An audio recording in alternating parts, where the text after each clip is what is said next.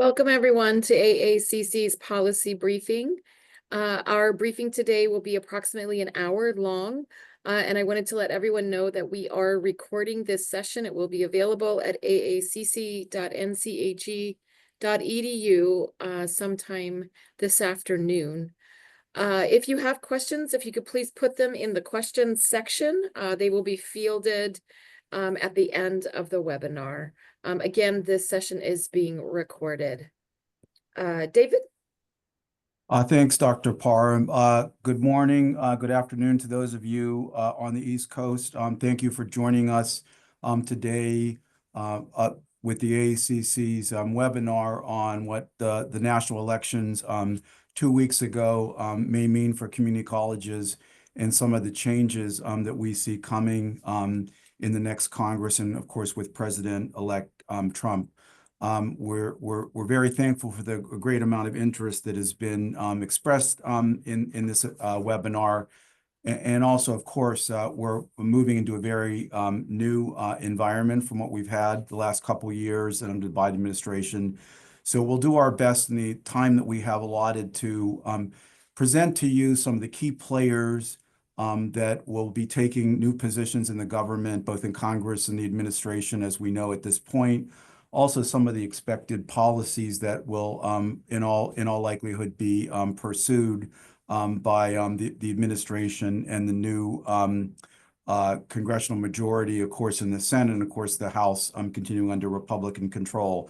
Probably the biggest takeaway, though, that I'd like you all to have today is the fact that now is really the time for you to act. There is a tremendous amount of work going on behind the scenes in Congress within President-elect Trump's administration, as it were. Of course, he hasn't taken office yet, but there's quite a bit going on. And of course, we can't predict exactly what's going to happen early next year in terms of legislative activity and proposals coming from the White House once President-elect Trump is inaugurated. But we do know that a lot of the work that will lead to those proposals is occurring right now. So all the context that we're giving you over the next 45 or 50 minutes, so, and as Dr. Parham said, we'll leave some time for questions. We would really like you to be engaged now rather than waiting until next year when we see proposals coming and we're in more of a reactive mode than we might otherwise be. So with that by way of introduction, I just want to thank you all again for being with us, and I'd like to acknowledge my two colleagues who are here with me today, our government relations team. That's Jim Hermes, our Associate Vice President for Government Relations, and Catherine Gimboris, who is our Government Relations Manager, and you'll be hearing from them a couple times in this today's webinar. First off, this is not news to anybody. The Republican Party took control of the United States Senate. They now have all expectations, 53 seats. And of course, President-elect Trump has made a number of moves and statements that signal that he's expecting and hoping to have aggressive actions and swift actions taken early in his administration, which is part of the reason why we want all of you and others in our community to represent our collective views. Next slide, please, Jim. Yeah, so this is also something that I'm sure you're all well familiar with. It's just the outlines of the new House of Representatives as of next year. And in fact, in terms of party control and composition, not much different at all. The Republicans will remain in the majority. Current Speaker Mike Johnson will continue as Speaker next year. Not formally determined, but that's certainly what everyone expects to happen. Republicans, their majority dwindled a little bit as this current Congress wore on. We expect it down to 4 seats or even 3 seats. We expect it to be 1 or 2 seats greater than that next year in the 119th Congress. Not a lot of attention has been paid to the fact of the general dynamic that, as everyone's familiar with, that Speaker Johnson had some challenges in keeping his caucus moving in one direction and everybody on board for the proposals that he was advancing. And despite the clear momentum behind the Republican Party at this point in time, the challenges that Speaker Johnson will have in keeping his caucus unified haven't disappeared. And so, we would expect to see him doing some, fancy political footwork by way of keeping his majority together, because in some key votes in this current Congress, he received Democratic votes that was particularly on some funding bills. Those would not be expected next year. Next slide, please, Jim. So moving on more particularly to things that we work on as community colleges. As you all know, we focus intensively on the Education and Workforce Committee. It's currently chaired by Dr. Virginia Fox. That committee has jurisdiction over the Higher Education Act, the Workforce Innovation and Opportunity Act, the Carl Perkins Act. And so it's where most of the programs that benefit our students and campuses are authorized. And of course, that's in distinction to the Appropriations Committee, which is separate from that. So Dr. Virginia Fox, has served in a leadership role on the Republican side of the aisle for 8 years now. She was given a waiver in this current Congress to serve as chair. And generally speaking, Republican members can only be at the top of the committee. There's chair, ranking member under caucus rules for 6 years. So Representative Fox is going to be relinquishing her chairmanship. And the gavel is being vied for by 2 members, members that we know quite well over time. Burgess Owens is our current subcommittee chair of the Higher Education and Workforce Development subcommittee. He's from Salt Lake City, and Salt Lake Community College is in his district, and has good connections with him, I think it's fair to say. And he's concerned about that institutions, like all members are concerned for the most part about their community colleges. So we have a good chairman there potentially. Representative Owens has only been in Congress for 2 terms now, so he's relatively junior. But he's he's a well-regarded politician, and our association has good relations with him on a personal level as well. The other member on the committee who is contesting the chairmanship is Representative Tim Walberg from Michigan.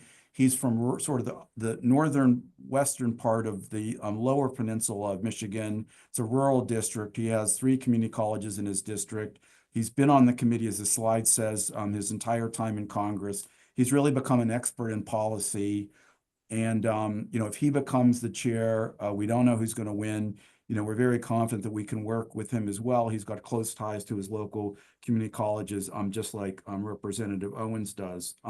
2 other things that are important in terms of the dynamic as we look forward. One, Representative Fox is staying on the committee next year. And undoubtedly because of her interest in higher education policy and education policy generally, she will be playing a role in what the committee does. And so we expect, her voice to be prominent, even though she's no longer going to be chair. And then also, and this is something that we are not necessarily thinking is a good thing from our perspective as your advocates, and that is that Republicans more than Democrats, but Republicans in general tend to leave the committee after relatively short tenures for a variety of reasons I won't go into now. But we oftentimes and expect next year to be doing some education of new committee members who are new to the Congress, and we'll be seeking your help on that. And then before I turn things over to Jim to talk a bit about the United States Senate, just a couple of the other committees that we work with closely and are important to our interests. First of all is the House Ways and Means Committee, and that panel will continue to be chaired by Representative Jason Smith from Missouri. We also have good community college connections with him locally. And so we are in a relatively good position with Congressman Smith, and we'll talk about it in more detail later, but there will be a very large tax bill acted on next year. It's really a certainty at this point. And our tax-free Pell Grant legislation will be considered then, we hope. And we'll talk about that a little bit more. And then finally, in terms of House committees of interest to us, Representative Tom Cole from Oklahoma will continue to chair the House Appropriations Committee. Cole is thought of as being more of a kind of an institutionalist, more of a kind of a deal maker, rather than somebody who wants to make dramatic changes to spending and congressional procedures. He's associated with the TRIO program, but he's a big Pell supporter as well.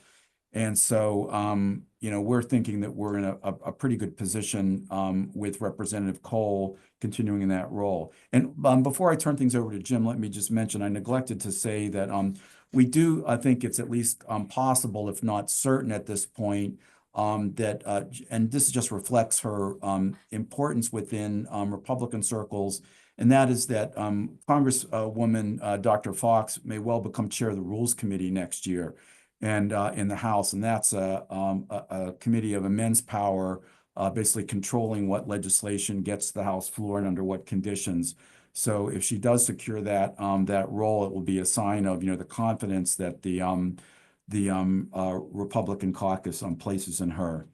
Jim, want to talk now a bit about the Senate and a couple other issues? Yeah, thanks, David. So unlike the House, as you all know at this point, and David mentioned earlier, the Senate did switch party control. This is the breakdown that is widely expected. Is not finalized yet. There's unless it happened earlier today and I didn't see it. The race in Pennsylvania has not been called, but it does look very much like that will be a flip for the Republicans. So this is the breakdown that we are expecting.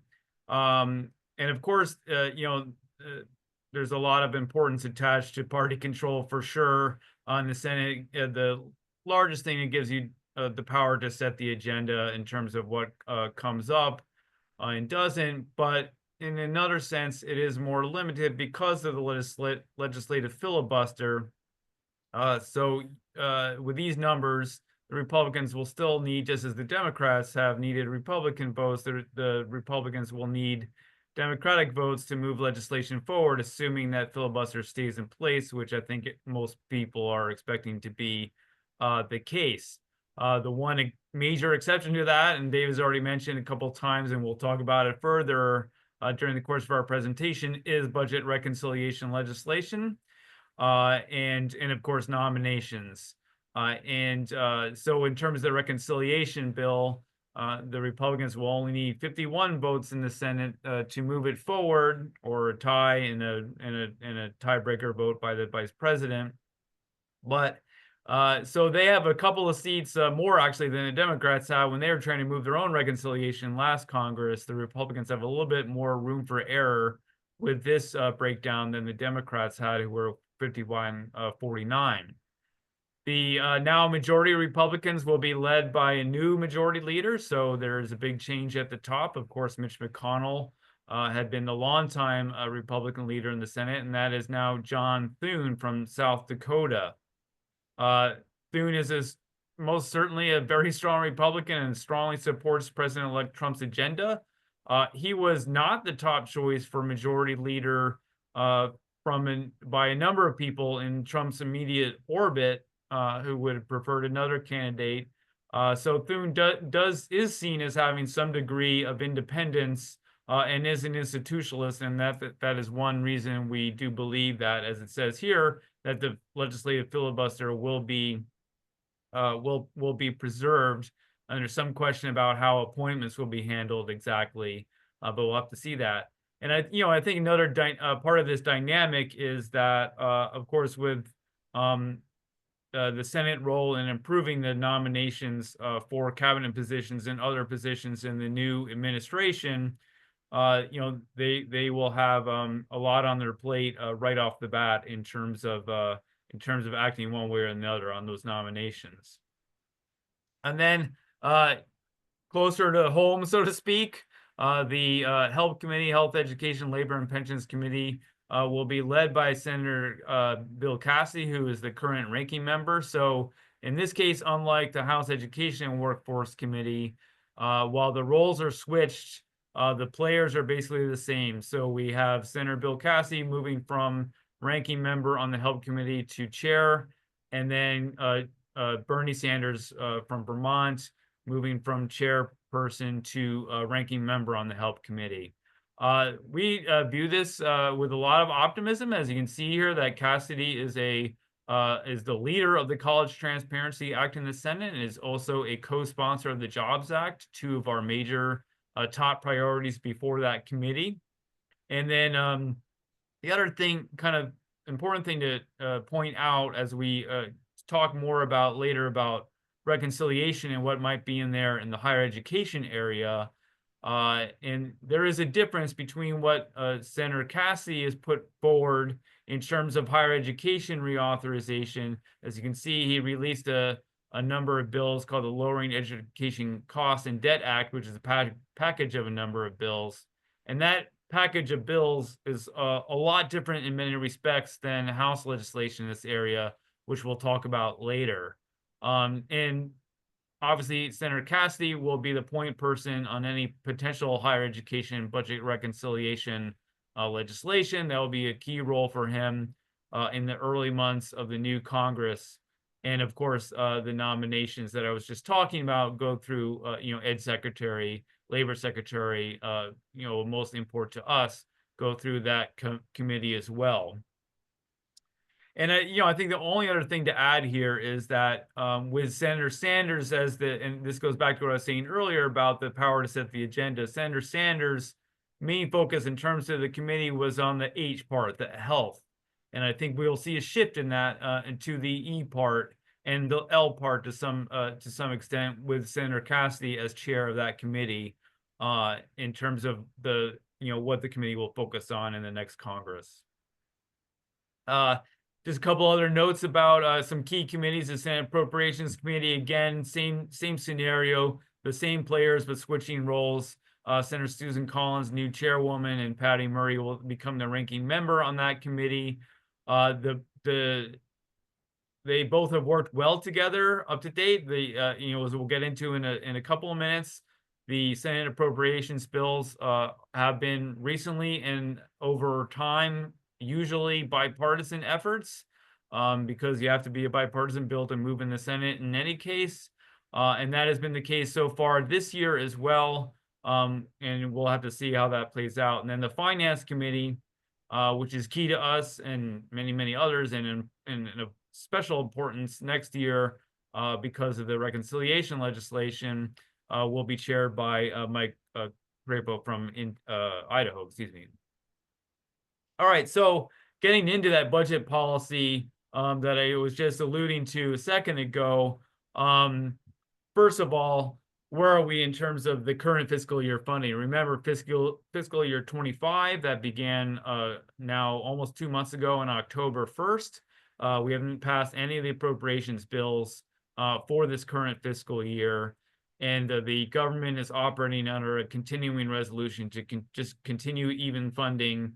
And that lasts until December 20th. It is almost everyone's expectation at this point that process will be kicked again into the new year, probably in March sometime, to then finalize FY25 appropriations at that point in time rather than before the end of the year.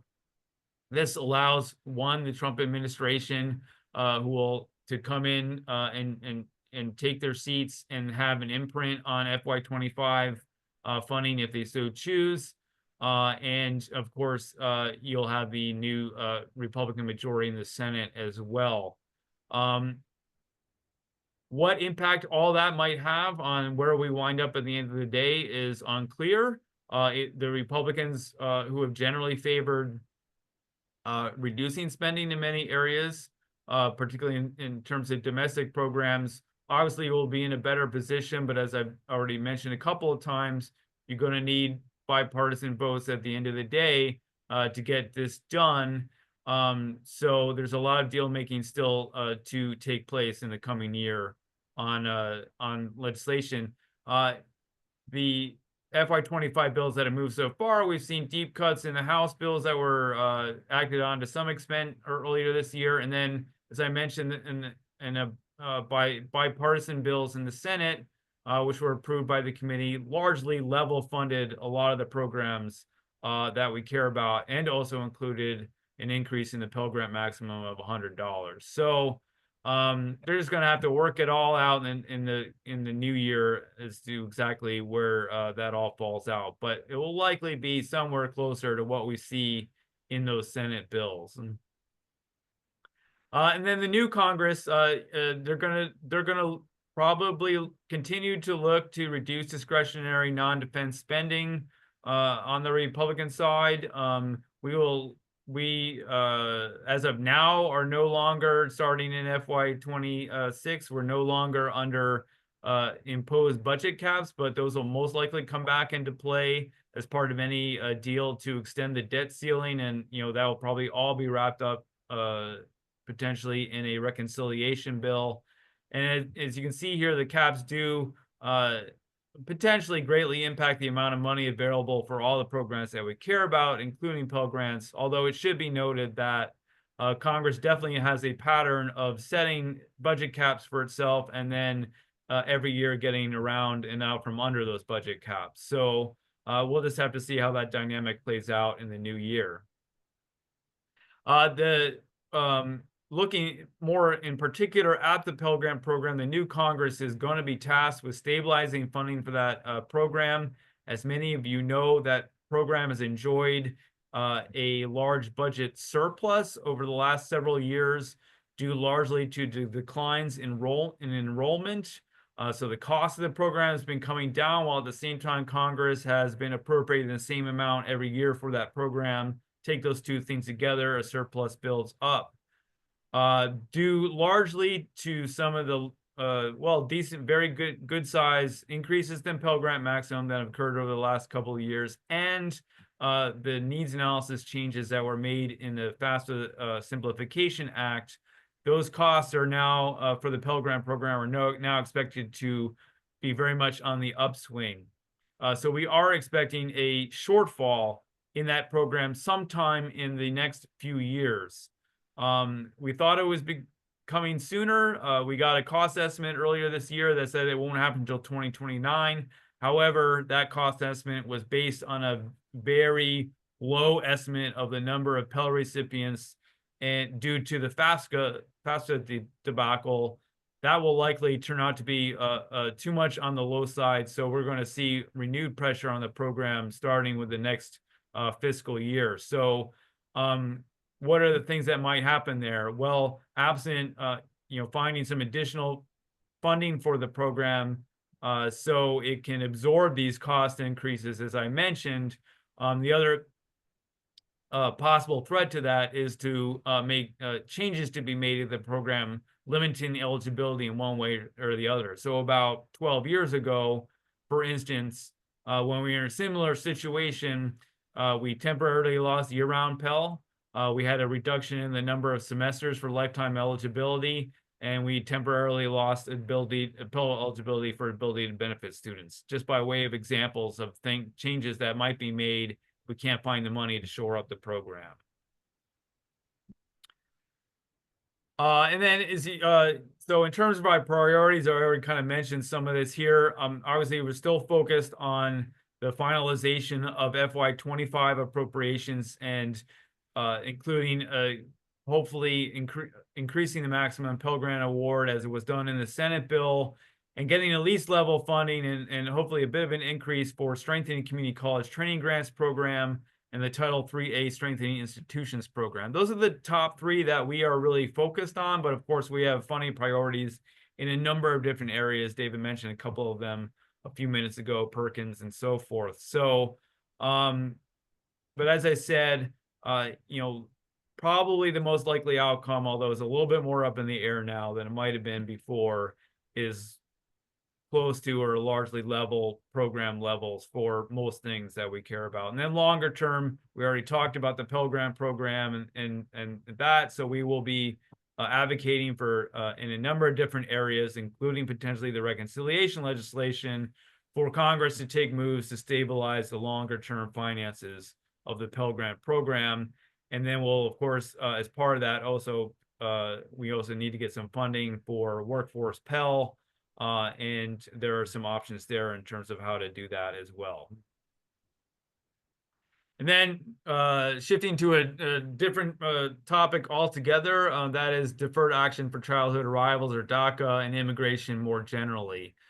Just a couple of things really to say about this is, with a change of administration, that's going to potentially affect the DACA program in two ways that sort of point in the same direction. So right now there is litigation ongoing about the DACA program and whether it was legal to do in the first place. That's kind of on a second trip through the courts. The first trip was in regards to the Obama policy. Then the Biden administration actually put out a DACA regulation, and that's what's the subject of the litigation now.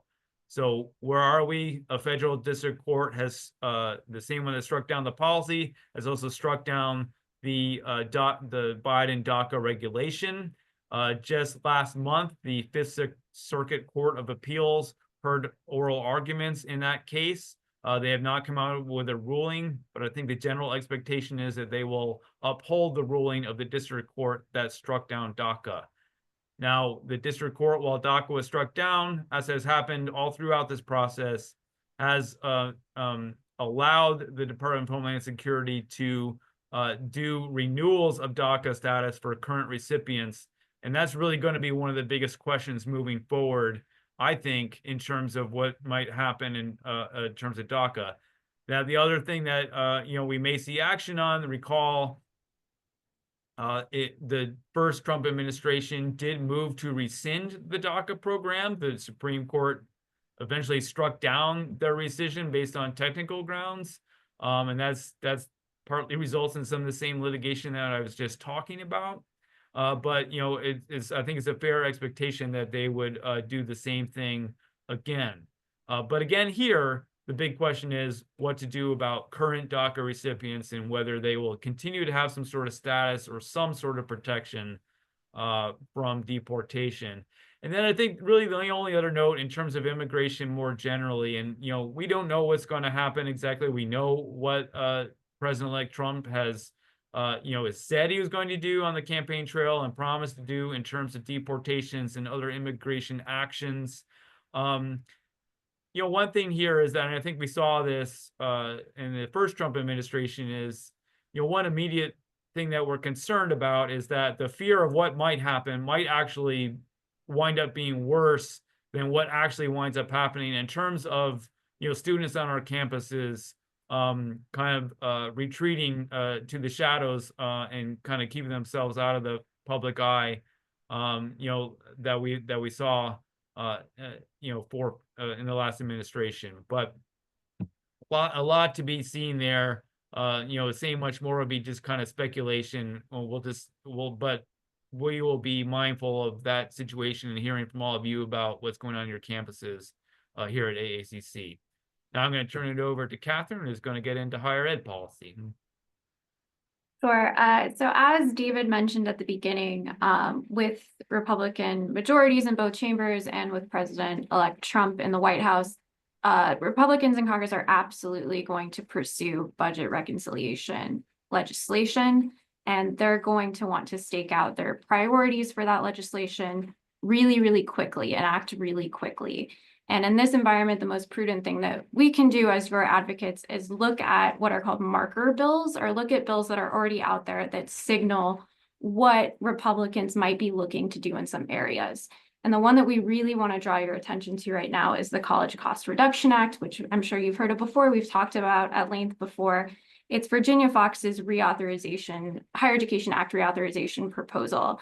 It's pretty broad and comprehensive. It includes a lot of items around post-secondary data, accreditation. It has some changes to facilitate transfer. There's some bipartisan bills that were included. There's a number of things in there.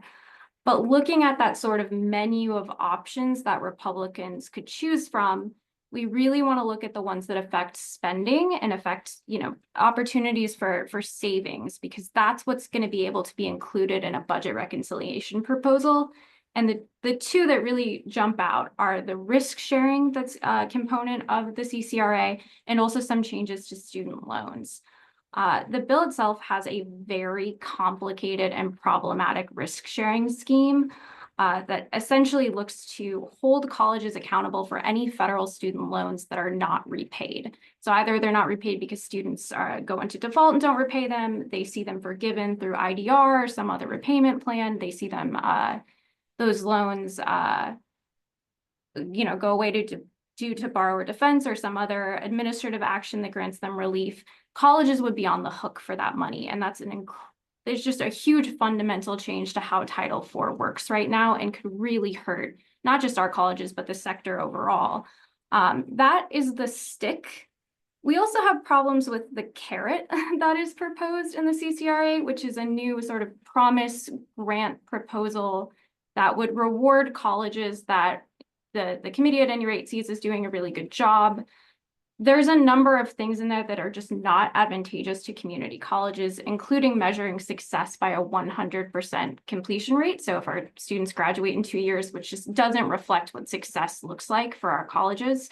So we have a number of problems with this risk sharing proposal, in addition to just being very skeptical and opposing risk sharing as a concept altogether. This is something we're going to need to be really active in opposing, because again, this could move with Republican only votes in reconciliation. Just to give you a sense of where the bill is right now, it was approved by the committee with only Republican votes. It hasn't been scheduled for the floor yet, but Virginia Fox has been pressuring leadership to do a vote before the end of the year. That could be a legacy thing. It could also be just trying to really bolster that this is the Republican higher education agenda moving into the next Congress. This is absolutely going to be back. In addition to any opposition that we can drum up together, there is a potential backstop again with Senator Cassidy in the Senate, who didn't propose something like this, didn't propose risk sharing in this way when he released his package of bills earlier this year. But this is one where we really want to mobilize and make sure that this basically does not see the light of day before it gets added to any reconciliation proposal. Next slide. Or sorry, Jim, can you go one back? The other area where they're absolutely going to try to make some changes through reconciliation is to federal student loans. Republicans in both the House and the Senate have been fuming mad over a lot of President Biden's administrative actions to cancel student debt or to provide student loan relief, which they have seen as just overreach, executive overreach, and more in the purview of Congress. In particular, the Saving on a Valuable Education, or the SAVE repayment plan, was met with a lot of ire from congressional Republicans. A lot of those are likely to be done away with by President Trump anyway, but I think it has renewed an interest in looking at the federal loan programs and what they could do statutorily to limit the amount of money being spent in those areas. So looking at what has been released by congressional Republicans, both in the House and the Senate, we are expecting to see them go after public service loan forgiveness and grad student plus loans in reconciliation, because eliminating those programs would deliver a lot of savings. But both chambers have actually put forth a new concept for a new IDR plan that would cap the amount that students would pay at what they would have paid under a 10-year standard repayment plan. So essentially eliminating interest capitalization. That plan that they've put forward is actually more generous than ICR, pay, repay, any of the plans that existed before the Biden administration, but is a lot less expensive than the SAVE plan. So they could still derive some savings if they do both of those. All right, David, you want to go ahead? Sure. We've been going for a little over half an hour, so I hereby authorize, encourage, and otherwise commend anybody who wants to get up and stretch. And if you're, almost everybody who's been on the webinar has stayed with us, so we thank you for that. We have about 15 or so minutes left of presentations, and then we'll get to your questions. The next topic is one that captures a number of different legislative proposals. They may or may not be included in the all-important budget reconciliation legislation that Catherine just talked about. And of course, the key thing with budget reconciliation is that it can move with only one party support if that party controls both chambers of Congress and the White House, as is, will be the situation next year, and as was the situation in President Biden's first 2 years in office. So campus policies, I mean, essentially, we're talking about, as Catherine said, some bills that have been advanced almost entirely with Republican support only, that would address some of the practices on campuses and some of the orientations of campus and aspects of academic and campus life that a number of legislators are displeased with. And, this gets into a number of aspects of federal policy in which the government has a limited but nevertheless important role in what colleges can do. So these are issues as well where community colleges are not necessarily associated with some of the problems that have been asserted or alleged about, higher education institutions. President Trump has been, critical of President-elect Trump of some of the ideology and political views of institutional faculty members and others. Members of Congress have been as well. That has been manifested in part in addressing the whole accreditation issue. But in general, and everyone is aware of this, is that, there's a sense that the higher education industry or overall has lost some trust with the American people and with legislators, and that it's not representative of the views of the broad swath of American, American society. And so there are some legislative vehicles that have been advanced to address concerns along these lines. Again, overwhelmingly by Republicans. There have been some Democratic member votes for some of these measures. The one that I think is most important to encapsulate the way the concerns have been taken up in Congress is the End Woke Higher Education Act. That's this HR 3724 bill that's referred to on this slide. It's passed just before the elections. It passed with Republican votes only. It addresses the way that the First Amendment is implemented on campuses and, in essence, circumscribes some of the policies that institutions that are eligible for Title IV would be required to use in implementing the First Amendment on their campuses. It gets into the accreditation process as well by prescribing some conditions that the Department of Education would use in approving or recognizing accreditors for the purposes of Title IV.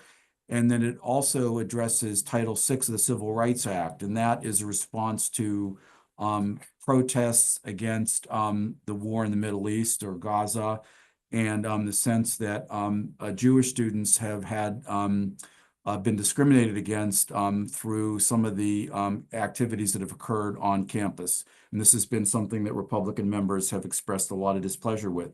So all of these issues were addressed, as I say, and bundled into HR 3724, passed by the House. The legislation did not move in the Senate. It was referred to the Senate, but didn't move to the Senate. So it was never close to enactment, but it does reflect displeasure with the academy, and it is an area that we'll be watching very carefully. Again, community colleges aren't usually associated with some of the controversy and the culture wars of higher education, but we're subject to the same laws that the institutions that are associated with it. And so we have an important role to play in pointing out the implications of these bills. Next slide, please. So switching topics, the Tax-Free Pell Grant Act. this is an area and an issue in which we think that we can get something important and positive done for our students next year. Because as Jim mentioned, we do expect to see a massive tax bill worked on and next year by Congress, probably passed next year. It might bleed over into 2026. But there's a tremendous impetus to get major tax legislation passed. Part of it is to make changes to benefit taxpayers that President-elect Trump has talked about. But even more compellingly from legislators is the fact that some of the major tax cuts that were embodied in the 2017 Tax Cut and Jobs Act that President Trump and Republicans supported, which, by the way, they did under the budget reconciliation rules, those provisions expire. And so if the bill isn't a bill isn't enacted next year to extend or renew those provisions, a lot of Americans are going to be paying higher taxes. So this is an overwhelming Republican priority, and it will likely be done with only Republican votes. So Democrats will be more on the sidelines as this legislation moves through. However, the Tax-Free Pell Grant Act, which we are aggressively trying to get included in the tax bill, is something that is supported by both Republicans and Democrats. We had members of the two tax writing committees, Finance in the Senate and Ways and Means in the House, serve as original sponsors of the bill in the current Congress. And we are working to try to secure reintroduction of those bills, but even more importantly, to get that legislation included in whatever package comes out from the chairman of those committees next year. And as we mentioned earlier, that would be Jason Smith in the House and Mike Crapo in the Senate. The bill doesn't cost a lot. The bill impacts only, or to a very large extent, only community college students. Won't go into the details now, but it's essentially because our tuitions are so low, it subjects some of the Pell Grant to taxation by the government, and it also in a kind of an idiosyncratic fashion, it results in community college students not receiving the American Opportunity Tax Credit, which whereas many more affluent students get those get the tax credit. So we're working to do this. We are going to be sending to all of you people who participate in this webinar a list of our priorities for next year. It'll include a couple things we've mentioned in this bill. And as I mentioned at the top of the webinar, we're hoping that you can communicate support for a few of these critical measures this year rather than waiting until next year. Okay, next. We're running along in time. Everybody, or probably most of you, are aware that just yesterday, last night, President-elect Trump indicated that he would nominate Linda McMahon as Secretary of Education. She's been tied to President Trump for some time. She's been a strong political supporter, a financial supporter. She was chair of the Small Business Administration for most of the first Trump administration. Resigned, of her own volition, and well before the end of the first Trump administration. Or importantly, from our point of view, she has become a chair of the board chair of the America First Institute, which is a kind of a think tank here in DC with a lot of conservative policies that Republican legislators and others have supported. And so we think that she's going to be an aggressive voice for advancing new ideas within the Department of Education. We'll wait and see exactly what those ideas are. Some of those things are what I just mentioned in the last slide about proposals that House Republicans moved this year. Also, on a very happy note for us, just last year, she authored an op-ed that supported the Workforce Pell Grant. So any help that we can get from the administration on that next year would be, of course, welcome. That's assuming we don't get it done this year. Next slide. Yeah. This is the we received a lot of questions about this. That is the proposed elimination of Department of Education. And a lot of people have talked about it, including President-elect Trump. There are a lot of things to consider in this. First of all, It's not an easy thing to do under current rules of the Senate, because this would take Democratic votes to formally eliminate the Department of Education, which has a statutory status. So that would be a relatively high bar to clear, although it's certainly not beyond the realm of possibility.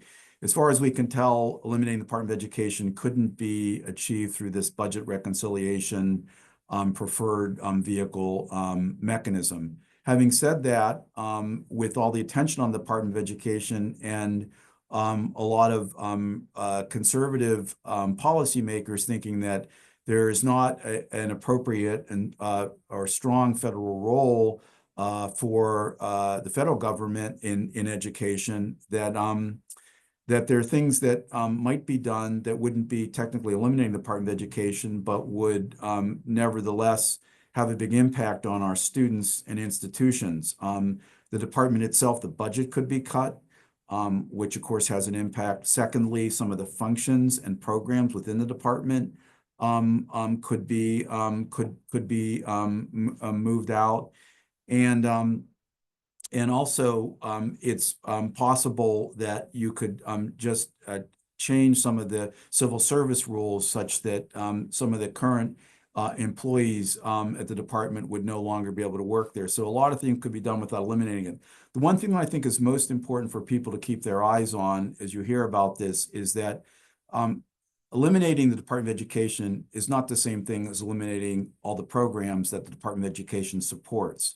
And so as this is talked about, we need to make sure that we keep, our eyes on exactly where the money is, who would be administering the money, and their expertise to deliver programs. And it's not necessarily a bad thing for there to be, in our opinion, reconsidering of just the bureaucratic treatment of various programs. The main thing for us are the programs themselves, and that again is what we'll be looking at. We've got a few more slides in terms of regulations, and then we'll get to your questions. Catherine, you want to talk about these, please? Yeah, and I'll try to keep this as brief as possible. I mentioned earlier, the Trump administration absolutely will rescind a lot of the Biden administration's student debt actions, which will impact obviously our student borrowers as well as loan counseling, default management. But we did just want to highlight a couple of changes that we expect that are more directly going to impact our institutions rather. The first is that we expect GE to be rescinded again, at least the accountability piece of that, the accountability and the punitive measures for programs that failed GE standards, that will absolutely be rescinded. We know that you all have been working really, really hard to comply with the reporting requirements associated with GE and the new financial value transparency framework. What happens to that FTE piece is still up in the air. The Trump administration may choose to maintain that. They may choose to alter it in some way. They could scrap the whole thing and come up with a new data infrastructure or data agenda. They have been supportive of more comprehensive data in the past. They've maintained the college scorecard and added to it. And the Trump administration and congressional Republicans have shown a lot of interest in better understanding return on investment, particularly of bachelor's and master's degrees, which are included in the financial value transparency reporting. So that is a sort of an up in the air, although again, we expect the GE regulations just aimed at workforce programs to be rescinded. We also expect them to curtail some of the student loan forgiveness under borrower defense to repayment, because this administration is likely going to be much friendlier to for-profit institutions. And that method of loan relief is primarily used by students who attended those institutions. And I did see a question on this in the chat already. Yeah, the Biden administration's Title IX regs are going to be rescinded. Absolutely. We don't exactly know what version of regulations President-elect Trump will put back in place. They could be the exact same ones that he had in place before. They could be altered in some way. But this is going to create some whiplash, we know, for colleges in states that have implemented the new 2020 rules that were promulgated under Biden. For those of you in the 26 states that have been unable to do that and are still operating under the Trump regulations due to court action, or the individual institutions who are prevented from implementing the new rules, the whiplash will be less. But there will absolutely be a change in this area. We will absolutely have to work with you all to implement whatever the Trump administration comes up with. It will not be the 2020 rules implemented under Biden. Just as a little bit of a recap, or sorry, Jim, I would just add that the Trump administration rules were controversial because they required live hearings for disciplinary actions, which a lot of people had significant problems with, but they were not as expansive as the rules promulgated under Biden as far as what is being asked of our colleges and sort of the universe of individuals who are required to report under Title IX. As we saw in the Biden rules. Sorry. Okay, and before we get to questions, we just wanted to reiterate the big picture of where we are and what our priorities are going to be moving forward through the end of this year and into next year. First of all, as Jim described, the fiscal year 2025 appropriations process is not concluded yet. That likely won't be concluded until next year. We have an increase in the Pell Grant maximum on the table. And of course, the whole fiscal year 2026 budget and appropriations process, which includes a budget resolution, we will unwind early next year. Secondly, budget reconciliation. That's, again, the protected vehicle that the majority, if it exists in both houses of Congress and the same party in the White House, we have every expectation that there will be budget reconciliation legislation moving early next year. They'll have to organize, they'll have to pass a budget resolution, which would include reconciliation instructions, and then those instructions direct congressional committees to take further legislative action. But it's the major vehicle that will have a lot of implications for our institutions and students that we expect to see early next year. And then, regulation whiplash, Department of Education. We'll see how quickly the department moves in taking regulatory action next year in a variety of areas. It won't be possible in all likelihood to move Title IX regulations really quickly, but we could see some executive actions without formally changing regulations to change enforcement policies in a variety of areas. And again, we do expect to see new Title IX regulations. And then finally, just as kind of a refresher, and again, we'll send these to y'all by way of follow-up to this webinar, is, these are the things that we want our members to be talking about now with their legislators and the incoming legislators, supporting the Pell Grant program, keeping the program intact. Jim talked a little bit about some changes we've seen in the past. Supporting Workforce Pell. We didn't talk a lot about this today. We made a tremendous amount of progress in this area, despite the fact that we weren't able to get it done. We want to capitalize on that progress and the bipartisan support that we have for that to get that done next year, even in an environment where a lot of retrenchment might be taking place. As Catherine described, we oppose risk sharing. We worked on this before. The vehicle for it would likely be the College Cost Reduction Act. When you're talking to legislators, the basic point is that we don't think that our institution should be responsible for repaying student aid funds to the federal government based on some complicated metric. The tax-free Pell Grant I talked about, I won't repeat that, but that's a high priority that have a very big impact on our low-income students if enacted. And finally, this is also something we didn't get into very much, but we're close, we hope, to getting a WIOA reauthorization bill done with some community college priorities. So that's another thing that we would like you to talk about. And so we have a little bit of time for any questions that y'all might have. And I see a couple of them have come in. Catherine, do you want to ask them? Yeah, so I'm going to consolidate some of these. And if we don't get to your question, if I have your name, I will email you a response. And if not, please reach out to us and we'd be happy to answer any questions. The first consolidated question I'm going to ask is, what do we think the environment will be for TRIO, Perkins, and work study and other campus-based aid? I'll take a stab at this and then maybe Jim might want to add to it. But I think, TRIO has longstanding bipartisan support, and whatever else might happen to appropriations, I think that we would be in a good position. The Perkins Act also is a program that has broad-based support. The advantage we have there is that the funds go both to secondary and post-secondary institutions, and it's very broadly distributed, disseminated. And so there too, one could envision perhaps reductions if there's a lot of reductions, but that's got a lot of support, political support. Federal Work Study is a campus-based program. Traditionally, it's gotten a lot of backing, but at the same time, it's been proposed for reductions and eliminations previously. So we may have to fight to maintain work study in the next Congress. Okay, the next question I have, this was related to when we were talking about funding for FY25 being kicked to March and how that could potentially lead to some delays in program funding being awarded. They're specifically asking about veteran students using VA benefits and whether or not they'll see a delay in those funds. But I think more generally, what do we expect it to look like with FY25 not being concluded this year? Yeah, I mean, we may well see delays in certain aspects of funding. The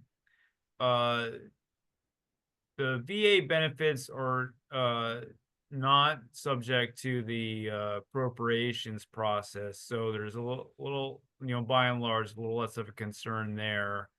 For other like competitive grant programs and other things out of the, almost everything out of the Department of Ed, for instance. Yeah, they're always hamstrung when you have a CR that, when things don't get finalized until well into the fiscal year, like we're looking at. But they generally find a way. I think the only thing I'd add about that is, wrapping this process up in the springtime is far from unprecedented. And, we just did it this year, and we've done it several times in the last several years in terms of it being that late. It's never optimal, that is for sure. Agencies have to sort of scramble to get stuff out the door, and then what becomes essentially a shortened fiscal year. But I don't think that, and then of course on the student aid side, there's a ripple effect down the line in terms of your ability to package things because they don't have the numbers in place exactly for Pell Grants and other things. So, but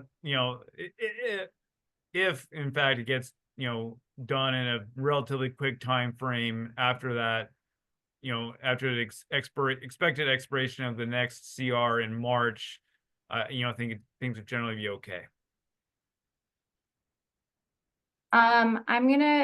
There's a lot of questions coming in. It's so great to see this level of interest. I'm gonna a couple here. That was terrible phrasing.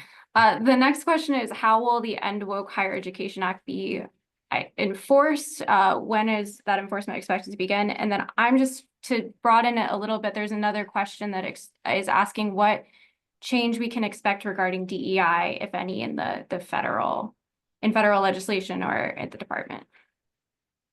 Yeah, first of all, the End Woke Higher Education Act, although it was passed by the House, it wasn't passed by the Senate. And again, it wouldn't receive expedited consideration that you receive through reconciliation. So it's far from becoming law. The Office of Civil Rights would have some responsibilities for enforcing that legislation, the Title VI component of it, and probably the First Amendment component of it. The accreditation section of it would be enforced within the Office of Post-Secondary Education. They actually have an office there that focuses solely on accreditation. And the question about DEI is one that it's just not possible to answer well in the abstract. So I'm not going to try to now. But I do want to say that the End Woke Higher Education Act, it's HR 3724. I mean, that is the bill that is the concrete manifestation of the concerns that have been mentioned, that I mentioned about the environment on college campuses. And maybe one thing I'll mention as we get close to closing, thanks for bearing with us, is that for accreditation, the portion of the HR 3724 would prohibit accrediting bodies that wanted to be recognized by the Department of Education. It would prohibit accrediting bodies from requiring, encouraging, or coercing any institutions to support, oppose, or commit to supporting or opposing a specific partisan, political, or ideological viewpoint or belief or set of such viewpoints or beliefs. So essentially, again, let me just repeat that. Accreditors would not be able to require, encourage, or coerce any institution to support, oppose, or commit to doing so a specific partisan, political, or ideological viewpoint. So enforcing that would be complicated, of course, but that would be the standard that the Department of Education would be tasked with applying to accrediting agencies in terms of their policies.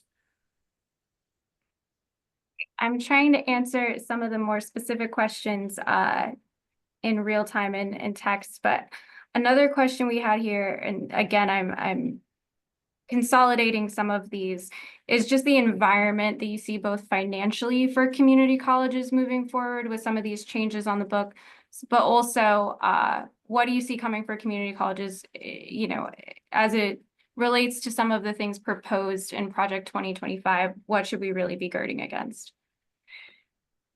Well, you know, I think, you know, we've tried, and we'll close now, and we have some questions, and we'll get back to all of you that we are able to, and again, we'll send you our priorities. But you know, we think it's very important to stay focused on what actually is proposed, rather than what we think might be proposed. We've given you, of course, our best tea leaf reading about what might be coming, and we do think it's important to advocate in the areas that we have outlined, but we don't think that, you know, Project 2025 alone or other proposals that have been talked about are things that we necessarily should be assuming are going to be moving as legislative vehicles next year.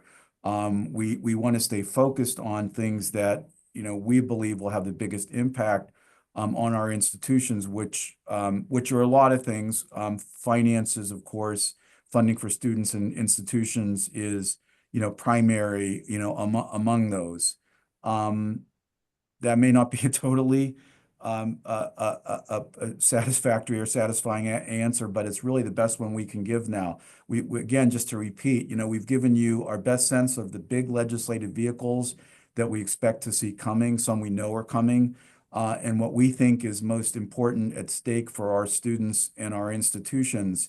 And we've outlined those, and we'll provide you with, you know, reinforcement of that information. That's you know, really the best we can do at this point in time. We're still, you know, a number of weeks out from the next Congress convening. Before we close, and I think most of you who stayed with us, and we thank you for that, just want to say that we will be providing the slides to all webinar participants. So you'll be receiving a copy of those, or a link to those rather, once we've posted them on our website. They're generally posted the day of the webinar, so you will be able to receive those. Secondly, we have our National Legislative Summit that we do with the Association of Community College Trustees. That occurs February 9th through 11th of next year. And then looking further ahead, AACC sponsors the annual Advocates in Action meeting, which will take place the week of September 15th next year is our plan. It's a 2-day event. It's kept small. We try to give our members up close and personal access to key policymakers, and we hope that you will consider attending that. I know a number of you on this webinar attended last year and in previous years. So with that, I'd like to just thank you on behalf of myself and Jim and Catherine. Thanks again to Dr. Parham for her support of this, and please stay in touch, and you'll be hearing from us shortly. Thanks again, everyone, and be well. David, just one more thing. If you put your name down with your question, we didn't get to it. I've written it down. Some of you ask questions anonymously. If you didn't get your question answered, please reach out to us and we'd be happy to communicate via email or schedule a call. Thanks.